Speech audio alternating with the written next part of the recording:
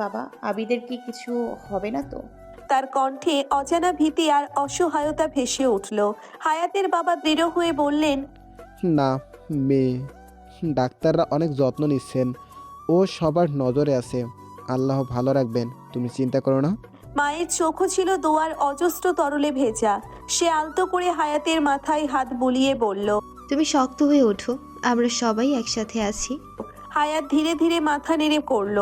তবুও ভেতরে একটা আশঙ্কা থাকলো। কেন যেন মনে হলো এই যুদ্ধের শেষ এখনো দূরে। রাত 9টা। আদিবের বাবা ধীরে ধীরে পাশের চেয়ারটায় বসে বললেন, বাবু, আমি শীঘ্রই হায়াতকে তোমার কাছে নিয়ে আসবো, তুমি একটু ধৈর্য ধর। কিন্তু আদিব মুখ ঘুরিয়ে নিল। চোখের কোণে অজান্তেই জল জমতে লাগলো। আমি এখন কিছুই চাই না বাবা, সময় সব ঠিক করবে। ফিসফিস করে বলল সে। তার কণ্ঠে ছিল এক মিশ্র ব্যথা আর গোপন রাগ। আদিবের বাবার মুখে চিন্তার ছাপ, আর আদিবের চুপ থাকার মাঝে যেন এক কঠিন যুদ্ধ চলছে। তবে সেখানে কেউ কেউ জানতো এই মুহূর্তগুলো পার করলেই হয়তো এক নতুন শুরু অপেক্ষা করছে।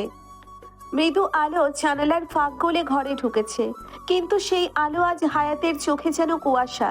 বালিশে মুখ গুজে কিছুক্ষণ শুয়েছিল নিঃশব্দে। ঘুমটা কখন ভেঙেছে মনে নেই, শুধু বুকের ভিতরকার ভারটা আরো খানিকটা বেড়ে গেছে মনে হলো। বাবার বাড়ির ঘরটা পরিচিত, খুব চেনা। এই বালিশ, এই জানালা, এই পর্দা, সবকিছু আগের মতোই। তবু হায়াতের মনে হলো সবকিছু বদলে গেছে।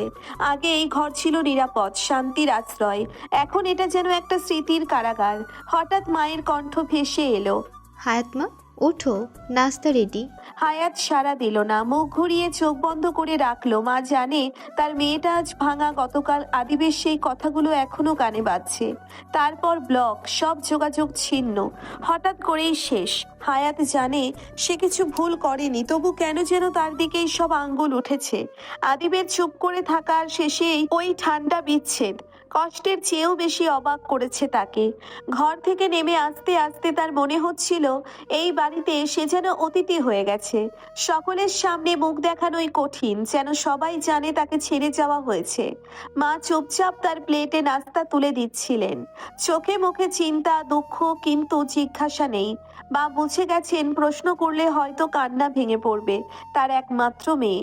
হায়াত মুখ নামিয়ে ধীরে ধীরে বলল, আম্মু, আমি ঠিক আছি। কথাটা বলে সে নিজেই বুঝলো এই একটা মিথ্যা বলতেই তার সবটা কেঁপে উঠল। তুমি ঠিক নেই মা, আমি জানি তো। আমি একদম ঠিক আছি। মায়ের সাথে মিথ্যা বলে পার পেয়ে যাবে বোকা। হায়াত চুপ করে মাকে জড়িয়ে ধরল। মন ভাঙা এই সকালটা যেন চিরকাল লেগে থাকবে তার মনে। হয়তো সময়ের সাথে সব ঠিক হবে, কিন্তু আজ আজ হায়াত শুধু একটু চুপচাপ থাকতে চায় নিজের মতো। আদিবের ঘুম ভেঙে যায় সূর্যের আলোর নয়, বুকের ভিতরের জ্বালায়। চোখে লাল রেখা, রাত ভোর একটুও ঘুমায়নি। ঘরের এক কোণায় পোড়া কাপড়ের গন্ধ এখনো টিকে আছে, ঠিক যেমন টিকে আছে হায়াতের স্মৃতির ছাই। চেয়ারে বসে চুপচাপ তাকিয়ে আছে জানালার ফাঁক দিয়ে বাইরের রোদ উঠেছে, কিন্তু তার ভিতরে একটুও আলো নেই। মাথার ব্যান্ডেজটা যেন আরো ভারী হয়ে উঠেছে। হাত দিয়ে ছুঁয়ে দেখে ক্ষতটা যেমন ছিল তেমনি আছে, কেবল বেড়েছে ভেতরের যন্ত্রণা।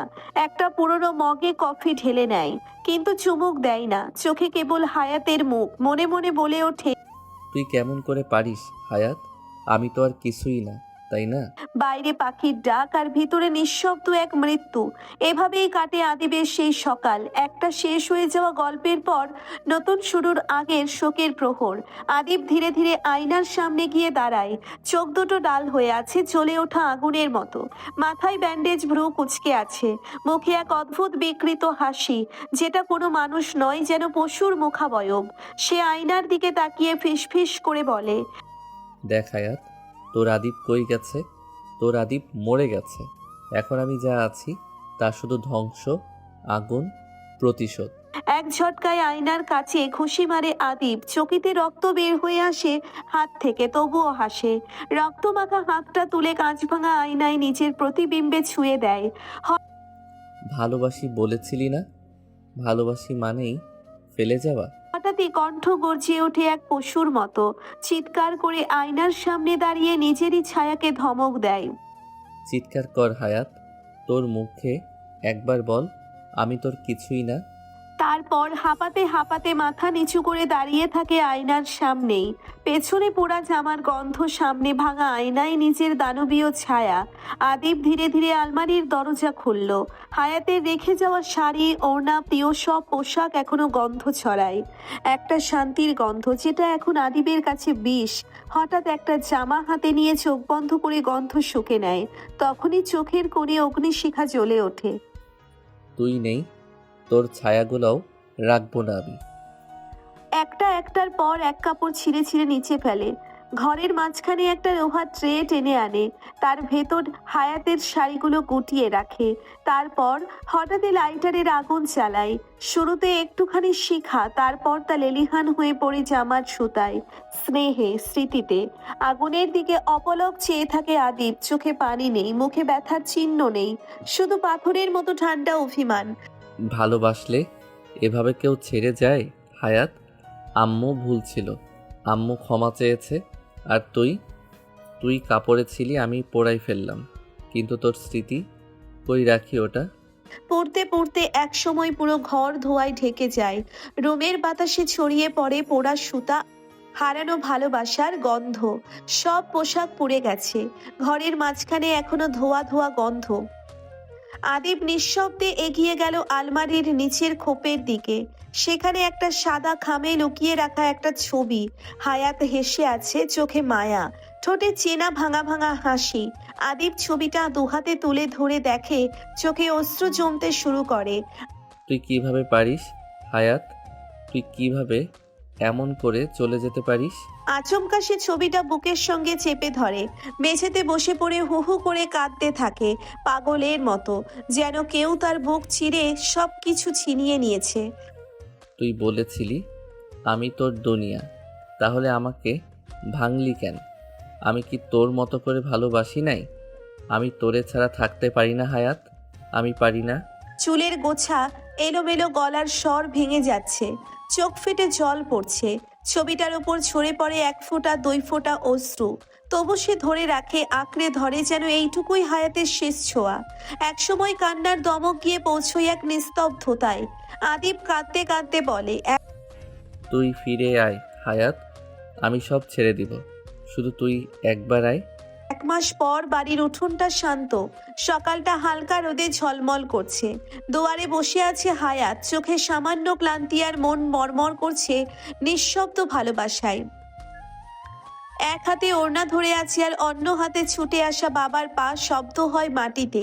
বাবা ধীরে ধীরে কাছে এসে বসে, নরম কণ্ঠে বলে, আম্মু, তুই প্রতিদিন কলেজে যাবি, কেন লুকিয়ে থাকবি? আদিব যদি নিজের জীবন নিয়ে ব্যস্ত থাকতে পারে, তুই কেন পারবি না? হায়াত মৃদু হাসে, মাথা নিচু করেই বলেই, বাবা আমি ভয় পাচ্ছি, তাদের সামনে গিয়ে আমি কিভাবে ঠিক থাকবো। আর সে বাবা মৃদু চোখে তাকিয়ে বলে, তুই যেমন তেমনই থাকবে, তারা যা বলুক, তোর জন্য আমরা আছি, শক্ত হও আম্মু। হায়াত চুপ করে থাকে, তারপর হাত দিয়ে বাবার হাত ছুঁয়ে নেয়। ছোট্ট সেই ছোঁয়ায় বাবার চোখে একটা উষ্ণতা জ্বলে ওঠে। বাড়ির উঠোনে সেই ছোট্ট আলাপ চলে, যেখানে আশার সাহস মিশে আছে নতুন দিনের পথে। সোমবার সকালে কলেজের গেটের সামনে হায়াত ধীরে ধীরে হাঁটছিল। মনটা একটু কাঁপছিল, হাত দিয়ে ওড়নার এক কোণা আঁকড়ে ধরে রাখছিল, যেন নিজের সাহস বাড়ায়। হঠাৎ গেটের সামনের ফাঁকা এক পুরুষের সাথে ধাক্কা লাগলো তার। হায়াত তৎক্ষণাৎ মাথা উঁচু করে তাকালো আর দেখলো সে পুরুষ আর কেউ না, আদিব। গলায় ঝোলানো আইডি কার্ডে বড় করে লেখা গেস্ট টিচার সাদাত আদিব চৌধুরী। আদিব কিছুটা অবাক হয়ে হায়াতের চোখে চোখ রাখলো। তাদের চোখের মধ্যে একটা অদ্ভুত উত্তেজনা ঘুরে গেল, যেমন সব কষ্ট আর অভিমান এখনো বুকের ভেতরে জমে আছে। শব্দটা নরম, ভাঙা, আর ভেতরে এক সমুদ্র অপেক্ষা। মনে হলো পুরো পৃথিবী যেন থমকে গেল এক মুহূর্তের জন্যে। আদিব ধীরে ধীরে হাঁটা শুরু করলো। তার চোখে কিছু অনুভূতি, অশ্রু থাকলেও মুখে এক ধরনের শান্ত ভাব। হায়াত তার দিকে কিছু বলতে চাইলো, গলা কাঁপলো, কিন্তু শব্দ বের হলো না। সে শুধু চেয়ে রইলো। মনের মধ্যে এক জটিলতা ঝরে গেল, অভিমান, আগ্রহ আর ভয়ের মিশেল। পেছন থেকে কাঁপা কাঁপা গলায় হায়াত বলে উঠল, শুনুন। আদিব পেছন ফিরে না দেখেই চলে গেল। গলায় টাঙানো আইডি কার্ডটা হাওয়ায় হালকা দোল খাচ্ছিল। চলেই গেল। হয়তো ইচ্ছে করেই না শোনার ভান করলো, হয়তো সত্যিই শুনেও শুনলো না। হায়াত কেবল দাঁড়িয়ে রইল, মৃদু নিঃশ্বাস নিয়ে নিজের হৃদয়ের গভীরে গুঞ্জরিত কথাগুলো মেনে নিল। কিন্তু আদিব থামলো না। হায়াত দাঁড়িয়ে রইল নিঃশব্দে, তার চোখে জমে থাকা জলের ফোঁটাগুলো ওড়নার কিনারে এসে ঝিম মেরে বসে থাকলো। সে নিচু গলায় শুধু ফিসফিস করে বলল নিজের কাছেই, আমি তো শুধু একটা কথা বলতে চেয়েছিলাম, এক পলকও ফিরিয়ে তাকালেন না। হায়াত চোখের পানি ওড়নার কোণ দিয়ে চুপচাপ মুছে নিল। প্রাণপণ চেষ্টা করলো যেন কেউ কিছু বুঝতে না পারে। ধীরে পা ফেলেই ক্লাসরুমে ঢুকলো। পেছনের বেঞ্চে গিয়ে বসতেই আরাবি পাশ থেকে ফিসফিস করে বলল, এই 1 মাস কোথায় ছিলি? তুই একদম বদলে গেছিস হায়াত। হায়াত তাকিয়ে একটা ক্লান্ত হাসি দিল, যেন বহু কথা আটকে আছে গলার ভেতর। আরাবি আর চুপ থাকতে পারল না। বলে ফেল না সোনা, তোর চোখ সব বলে দিচ্ছে। হায়াত আস্তে করে বলল, কণ্ঠটা কেঁপে যাচ্ছে। আবির, আমার আর আবিদ স্যারের বিয়ে হয়েছিল। আমি তখন তো গ্রামের বাড়ি ছিলাম। আমাদের 1 মাস আগে ভুল বোঝাবুঝির জন্য আমি গ্রামে চলে যাই। ওনার আম্মু আমাকে ওনার ছেলের যোগ্য না। এরপর হায়াত আরাবিকে সব খুলে বলল। আরাবি অবাক হয়ে তাকিয়ে রইল কিছুক্ষণ, তারপর হাত দিয়ে হায়াতের হাতটা শক্ত করে ধরল। তুই একা না, আমি তোর পাশে আছি। শোন, সব ঠিক করে নে। স্যারের মাও তো মেনে নিয়েছে, যা হয়েছে তা ভুল না। কিন্তু তুই এভাবে ভেঙে পড়িস না প্লিজ। হায়াত মাথা নিচু করে বসে থাকে, কিছু বলার শক্তি নেই। মিহি স্বরে বলল, আমি সব ঠিকঠাক করে ফেলতে চাই, কিন্তু উনি। তুই পারবি পাখি, চিন্তা করিস না। ঠিক তখনই দরজার কাছে চুপ করে দাঁড়ায় এক চেনা ছায়া আদিব। হালকা খাকি কালারের শার্টে, চোখে নির্লিপ্ততা। সে ধীরে ধীরে ক্লাসরুমে ঢুকলো। চোখ একবার সবার উপর বুলিয়ে নিয়ে হঠাৎ থেমে গেল হায়াতের দিকেই। হায়াতও মাথা তুলে তাকালো। দুই চোখের মাঝখানে এক চুপচাপ যুদ্ধ শুরু হয়ে গেল। আরাবি বুঝে গেল এই ক্লাস শুধু পড়াশোনার না, এই ক্লাসে আজ হৃদয়ও পরীক্ষা দিচ্ছে। এই দৃশ্যটা দারুণ নাটকীয়, যেখানে হায়াত নির্দোষ, তবু আদিবের অভিমান, ঘৃণ্য, মিথ্যে, নির্লিপ্ততা একত্রে ফেটে পড়ে তার উপর। হায়াত একদম চুপচাপ বসেছিল, চোখ তার বইয়ের পাতায়, কিন্তু মন যেন একেবারে হিম। একদিকে আদিবের উপস্থিতি, আর একদিকে বুকের ভেতর কাঁপুনি। আদিব বোর্ডে কিছু একটা লিখছিল, তারপর হঠাৎ পেছনে ঘুরে তাকালো। তার চোখ সরাসরি গিয়ে পড়ল হায়াতের উপর। ক্লাসে এক ফোঁটা শব্দ নেই, কিন্তু তার কণ্ঠ গর্জে উঠল। You stand up. Why are you talking in class? Hayat চোখ তুলে তাকালো, চোখে বিস্ময়, কণ্ঠে কাঁপুনি। আমি তো কথা বলিনি। আদিব একটুও দয়া না করে ঠান্ডা গলায় ধমক দিয়ে বলল। Don't argue, just get out of the class right now. হায়াত থমকে গেল, তার বুকের মধ্যে যেন কেউ শিল পাথর মেরে থেতলে দিল। পাশ থেকে আরাবি চুপচাপ ফিসফিস করে বলল, হায়াত, কিছু বলিস না প্লিজ। কিন্তু হায়াত উঠে দাঁড়ালো। চোখে পানি আসার আগে সে মাথা নিচু করে ব্যাগ গুছিয়ে বেরিয়ে গেল ক্লাস থেকে। আদিব কিছুক্ষণ তাকিয়ে থাকলো দরজার দিকে, মুখে একটুও অনুশোচনা নেই। পুনরায় ক্লাসে মনোযোগ দিল। দারুণ, এই মুহূর্তটা যেন নিঃশব্দে চিৎকার করা একটা দৃশ্য। হায়াতের হেঁটে চলে যাওয়া মানে শুধু ক্লাস ছেড়ে যাওয়া না, এটা একরাশ ভালোবাসার অপমান সয়ে নেওয়া, মাথা নিচু না করে বেরিয়ে যাওয়া। হায়াত কিছু না বলে ক্লাসরুম থেকে বেরিয়ে এলো। চোখে পানি, কিন্তু তা গড়িয়ে পড়েনি, বরং চোখের কোণ ভিজে আছে নীরব অভিমান আর অপমানে। সে একদম ধীরে ধীরে পায়ে পায়ে হাঁটছে।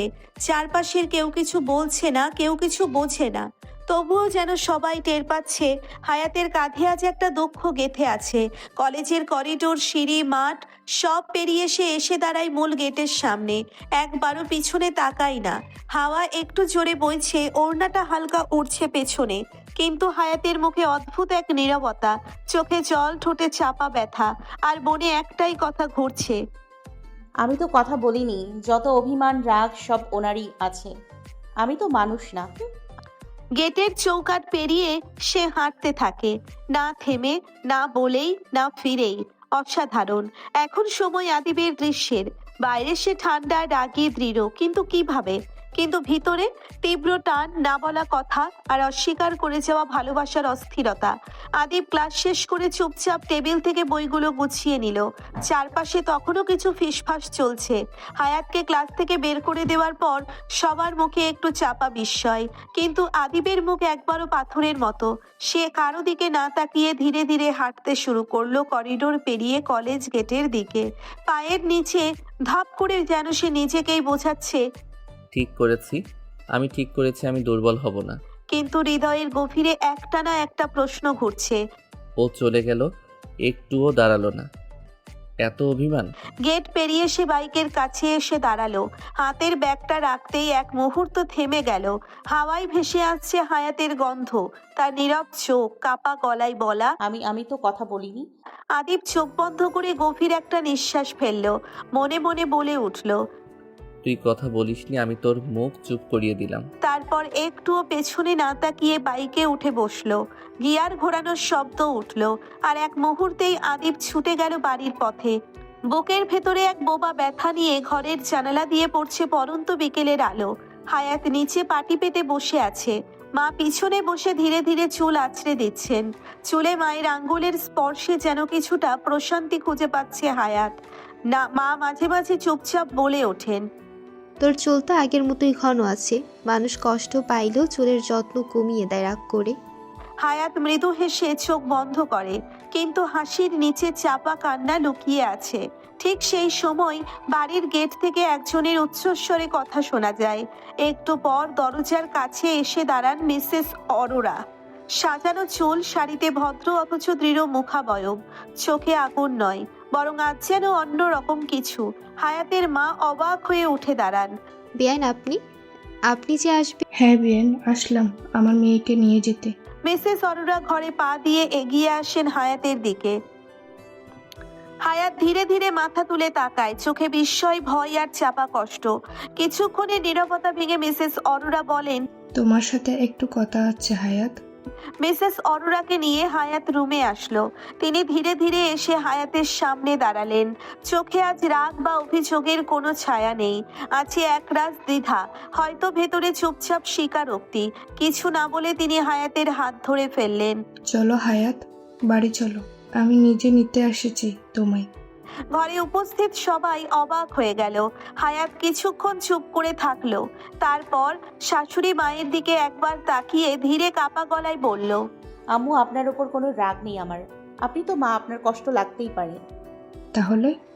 তারপর মিসেস অরোরার চোখের দিকে তাকিয়ে বলল, আপনি আমার শাশুড়ি, আমি আপনার সম্মান করি, কিন্তু আমি এইভাবে যেতে পারি না। মিসেস অরোরা অবাক হয়ে তাকালেন। হায়াত একটু গভীর গলায় বলল, আমাদের বউ শাশুড়ির মাঝে কোনো সমস্যা নেই, তাই না? তাহলে ওই সম্পর্কটা অসম্পূর্ণ কেন থাকবে? তারপর নিচু গলায় একদম স্থিরভাবে বলল, তিনি আসবেন নিজে। যদি এই সম্পর্কটা সত্যি হয়, যদি ভালোবাসায় অপমান নয় সম্মান থাকে, তাহলে উনিই আসবেন আমাকে নিতে। আমি অপেক্ষা করব, কিন্তু নিজেকে হালকা করব না। ঘরের বাতাস ভারী হয়ে যায়। হায়াত মাথা নিচু করে না, গলার কাঁপুনি নিয়ন্ত্রণে রাখে। আর মিসেস অরোরা তার চোখে তাকিয়ে যেন এক নতুন হায়াতকে দেখে ফেলেন। হায়াতের মাথায় হাত রেখে বলেন, তোমাকে আদিপ নিতে আসবে দেখো। ছেলেটা আমার ভেতর থেকে শেষ, কিন্তু বাহির থেকে আমার প্রতি অভিমান। বিকেলের রোদ নরম হয়ে এসেছে। হায়াত ক্লাস শেষে চুপচাপ এসে বসে বটগাছের নিচে। পাশে আরাবি। বাতাসে শিরশির করছে, কিন্তু হায়াতের চোখে এক ধরনের শান্ত বিষাদ। একদম ঠিক, গল্প এখন গভীর জায়গায় এসে দাঁড়িয়েছে। মিসেস অরোরা চুপচাপ চলে গেছেন, আর হায়াত তার সিদ্ধান্তে অটল থেকে 6 দিন পর আবার কলেজ ফিরে যাচ্ছে। একটা দীর্ঘ অপেক্ষা, অনেক কথা জমে আছে, কিন্তু মুখে নেই কোনো অভিযোগ। সকালের রোদটা আজ একটু বেশিই নরম। আকাশে হালকা মেঘ, কিন্তু হায়াতের চোখে আজ দৃঢ়তা। সাদা হালকা নীল সালোয়ার কামিজে তার মুখে প্রশান্ত একরাশ কষ্ট লুকানো। 6 দিন পর কলেজে ফিরছে সে, না চোখ লুকিয়ে, না মাথা নিচু করে। আজ তার পায়ে জেদ আর মনে সাহস। কলেজ গেট পেরিয়ে হাঁটছে ধীরে ধীরে, পেছনে না তাকিয়ে, কারো মুখ না দেখে, কিন্তু ভেতরে ভেতরে বুকটা ঢিপ ঢিপ করছে। করিডোরে পা দিতেই কয়েকজন কৌতূহলী চোখ তার দিকে তাকালো।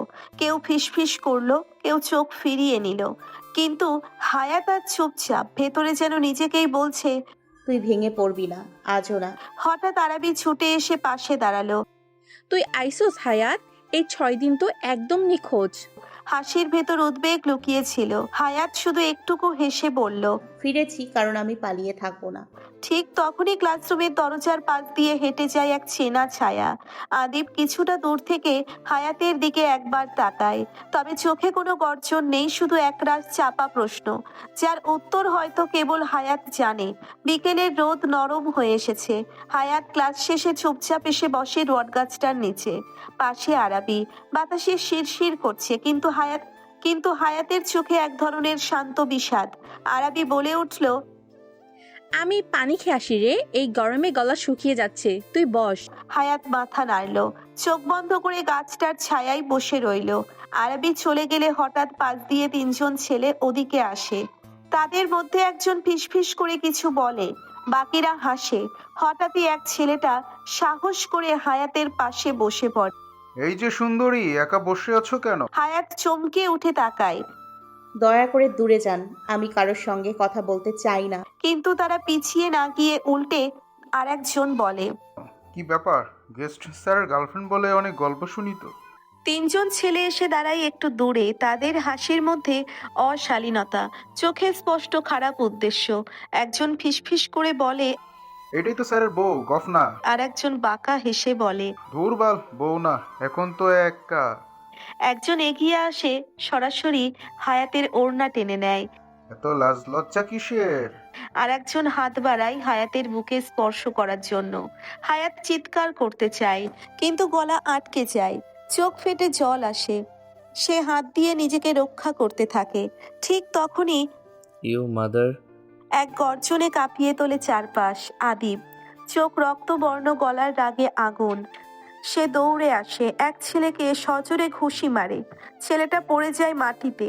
Don't you dare touch her, you ফিং অ্যানিমালস। আর একজনকে কলার ধরে দেওয়ালে ঠেকে মারে। ঘুষি, লাথি, চিৎকার। তুই কার দিকে হাত বাড়িয়েছিস, কুত্তার বা আবাল? হায়াত স্তব্ধ, চোখে জল, ওড়না আঁকড়ে ধরে পেছনে সরে আসে। একসময় বাকি ছেলেগুলো ভয় পেয়ে দৌড়ে পালায়। আদিব একদম নিঃশ্বাস ফেলতে ফেলতে হায়াতের দিকে তাকায়। তার চোখে এখনো আগুন, কিন্তু ভেতরে কাঁপন। সে ধীরে ধীরে কাছে এসে হঠাৎ থেমে যায়। চোখে হায়াতের জল, তার অসহায়তা। কয়েক মিনিট পরে হায়াত নিঃশব্দে দাঁড়িয়ে আছে, চোখে জল, কাঁধে টান টান ওড়না। আদিব তখনও কাঁপছে রাগে, কোনো কথাই নিজেকে থামাতে পারছে না। সে হঠাৎ হায়াতের সামনে দাঁড়িয়ে গর্জে উঠে বলে, এই আবাল কি ভাবিস নিজেকে? তুই কেন এখানে একা বসে থাকবি? আর কেনই বা তোর বুকে কেউ স্পর্শ করতে চাইবে? আমি মুক্তি দিয়েছি বলে এইভাবে একা ঘুরে বেড়ানো যাবে? আমার স্ত্রী হয়ে এইভাবে পড়ে থাকবি ক্যাম্পাসে? হায়াত চমকে তাকায়। কিছু বলার আগেই আদিব আবার বলে ওঠে, তোর জন্য আমার রেপুটেশন শেষ। তুই কি চাস? হায়াত ধীরে গলা কাঁপিয়ে বলে, আমি তো চুপচাপ বসেছিলাম, আমি কিছুই করিনি। আদিব সেই কথাই যেন আরো ক্ষেপে যায়। এক মুহূর্তের মাথায় রাগের মাথায় একটা থাপ্পড় বসিয়ে দেয় হায়াতের গালে। Shut up. হায়াত স্তব্ধ, গালটা লাল হয়ে গেছে, চোখে জল চিকচিক করছে, কিন্তু সে কিছুই বলছে না। শুধু তাকিয়ে আছে এক মানুষকে যাকে একসময় সে ভালোবেসেছিল প্রাণ দিয়ে। আদিব পেছনে দুপা হাঁটছে, কিন্তু থেমে যাচ্ছে বারবার। তার বুকের ভেতর যেন বিস্ফোরণ, এবং সে নিজেকে থামাতে পারছে না। তারপর আবার ঘুরে দাঁড়ায় চিৎকার করে, তুই কি ভাবিস নিজেকে? হ্যাঁ, বড় হইছিস, সাহস হইছে, বাল খাগা। তুই আমার ইজ্জত ধুলাই দিছিস। হায়াত কেঁপে উঠল। এতটা অপমান, এতটা শব্দের আঘাত, তার চোখ ফেটে গেল, কিন্তু সে মাথা নিচু করলো। আদিব এবার পাগলের মতো ফোপাচ্ছে রাগে, মুখ দিয়ে বের হচ্ছে শুধুই যন্ত্রণার ছায়া। সে আর এক পা সামনে এগিয়ে বলে, তুই কেন আসিস কলেজে? ওড়না না সামলাইয়া সামনে সামনে ঘুরিস? লোকজন কি করবে না তোকে? হায়াত এবার কাপা গলায় বলে, আমি ওড়না সামনে। চুপ। এক পলক নীরবতা, চারপাশে পাখির ডাক থেমে গেছে যেন। আদিবের চোখে তখনও রাগ, কিন্তু ভেতরে দহন। সে মুখ ঘুরিয়ে ফেললো, কিন্তু হায়াত বুঝে গেছে এই মানুষটা ভেতরে ঘুম ভেঙে গেছে, তাই ভালোবাসাকে আঘাতে রূপ দিচ্ছে। হায়াত আর দাঁড়ায় না, সে চলে যায়, কাঁদে না, শুধু ভেতরে প্রতিজ্ঞা করে আর কখনোই মানুষের সামনে আসবে না। দারুণ মোড় এখানে। হায়াতের ভাঙা মন, অভিমান, অপমান সবকিছুর পরেও আদিবের ভেতরে টান আর অধিকারবোধ তাকে থামাতে বাধ্য করে। আর হায়াত, সে আজ দুর্বল না, সে প্রতিবাদ করবে আর নিজেকে ভাঙতে দেবে না। হায়াত হনহনিয়ে হেঁটে যাচ্ছে, চোখে জল ঝরছে না, কিন্তু মনে যেন আগুন জ্বলছে। ওড়না আঁকড়ে ধরা, মুখ শক্ত, আর কানে বাজছে আদিবের অপমানজনক কথা। সে পিছনে তাকায় না, দ্রুত পায়ে গেটের দিকে এগিয়ে যাচ্ছে। ঠিক তখনই পেছন থেকে দৌড়ে এসে আদিব হায়াতকে কোলে তুলে নেয়। হায়াত হতভম্ব, সে নিজেকে ছুঁড়ে ফেলার চেষ্টা করে, গলা কাঁপিয়ে চিৎকার করে ওঠে। আপনি একটা আয় বালখা। আমাকে নামান, আমি যাব না, সরু। আদিব কোনো কথা না বলে তাকে গাড়ির দিকে নিয়ে যেতে থাকে। হায়াত চিৎকার করতে থাকে, হাত পা ছুঁড়ে বলে, আমি আর আপনার কিছু না, আমাকে জোর করে নিতে পারবেন না। আদিব থেমে দাঁড়ায়, তাকায় হায়াতের চোখে, চোখে জল, কান্না, অভিমান, বিদ্রোহ। মুখ নিচু করে হায়াতের ঠোঁটে ঠোঁট পুড়ে নিল। 1 মিনিট পর বলল নিচু গলায়, তুই আমার কিছু না? আমার চোখের দিকে তাকিয়ে তাও বলতে পারিস? হায়াত ফোপাতে ফোপাতে বলে, আপনি আমাকে অপমান করেছেন, আঘাত করেছেন, আমাকে ডিভোর্স দেবেন বলেছেন। আমি কোনো জবাব চাই না, আমি শুধু দূরে থাকতে চাই নিজের মতো। আদিব আস্তে করে তাকে গাড়ির সিটে বসিয়ে বলে, এবার আমি তোর পাশে বসবো না, শুধু নিয়ে যাব। যাব না আমি। তুই যাবি আর তোর বালও যাবে। কালো গাড়িটা এসে থামলো চৌধুরী বাড়ির সামনে। আদিব গলা খাকারি দিয়ে বলল, নামবি না? হুম, কেন, কোলে উঠতে ইচ্ছে করছে নাকি? থাপ্পড় দেবো বেয়াদব। কথায় কথায় বাল বলা শিখেছে, 1 মাসে বেয়াদব হয়ে গিয়েছিস। রাগে মুখ কালো করে চৌধুরী বাড়ির কলিং বেল চাপলো হায়াত। ঠোঁট কামড়ে কপালে ভাঁজ ফেলে দাঁড়িয়ে আছে দরজার সামনে। বুক ধুকপুক করছে, কিন্তু চোখে স্পষ্ট জেদ। পেছনে আদিব গাড়ি পার্কিং করছে, এক চোখে হায়াতের দিকে তাকিয়ে। অভিমান আর অস্থিরতা তার চোখে একসাথে খেলা করছে। গাড়ির দরজা বন্ধ করে ধীরে ধীরে এগিয়ে আসছে সে। দরজার ওপাশে দাঁড়িয়েছিলেন মিসেস অরোরা। দরজা খুলতেই হায়াতকে দেখে মুহূর্তেই মুখে আনন্দের ঝলক ছড়িয়ে পড়ল। হায়াত মা, খুশিতে কণ্ঠ ভরে উঠল। মুহূর্ত না ভেবে হায়াতকে জড়িয়ে ধরলেন তিনি। তুই ঠিক আছিস তো? কেমন আছিস মা? হায়াত কিছু বলতে যাবে, ঠিক তখনই পেছন থেকে আদিবের কড়া গলা ভেসে এলো। এই বান্দি, ভেতরে ঢুকবি না নাকি? দাঁড়িয়ে নাটক করিস কেন? হায়াত থমকে গেল, চোখ বড় বড় করে পেছনে ঘুরে তাকালো আদিবের দিকে। তার চোখে মুখে স্পষ্ট রাগ, আবার কোথাও যেন অভিমানও। মিসেস অরোরা হালকা হেসে বললেন, আহ আদিব, ছেলে মানুষে করিস না। হায়াত আমার মা। ভেতরে চল হায়াত, ওকে পাত্তা দিস না। আয়াত ভেতরে পা রাখে ধীরে ধীরে। চোখের কোণে একটা চুপচাপ অশ্রুবিন্দু ঝুলে থাকে। ড্রয়িং রুমে রিমোট হাতে টিভির সামনে বসে খবর দেখছিলেন রাকিব চৌধুরী। হালকা চশমার ফাঁক দিয়ে চোখ আটকে ছিল স্ক্রিনে, কিন্তু দরজার শব্দ আর কথাবার্তার আওয়াজে মাথা ঘুরিয়ে তাকাতেই চোখের পাতা জড়ালো মুহূর্তেই। হায়াত, অবিশ্বাস আর খুশি মিলিয়ে কণ্ঠ যেন কেঁপে উঠল। তিনি উঠে দাঁড়ালেন, এক মুহূর্ত দেরি না করে হায়াতকে কাছে টেনে নিলেন বুকের মধ্যে, বললেন, আমার ছোট্ট মেয়েটা এসেছে। তুই কেমন আছিস মা? কত শুকিয়ে গেছিস। হায়াত চোখ বন্ধ করে নিঃশ্বাস। রাকিব চৌধুরীর বুকে মুখ গুজে। এতদিনের ভেতরে জমে থাকা কান্নাটা যেন একটু একটু করে গলে যাচ্ছে। আদিব একপাশে দাঁড়িয়ে কপালে হাত বোলায়, মুখটা গম্ভীর। মিসেস অরোরা একপাশে দাঁড়িয়ে সেই দৃশ্য দেখেন আর মুচকে হাসেন, যেন এই পরিবার আবার জোড়া লাগছে ধীরে ধীরে। আদিব কিছুক্ষণ চুপচাপ সব দেখছিল, তারপর হালকা গলা খাকারি দিয়ে গম্ভীর গলায় বলল, ভেতরে চল। দাঁড়িয়ে থেকে আর কি নাটক করবি? হায়াত মুখ নিচু করে রাকিব চৌধুরীর বুক থেকে একটু দূরে সরে দাঁড়ালো। তখনই রাকিব চৌধুরীর কণ্ঠ আচমকা কঠিন হয়ে উঠল।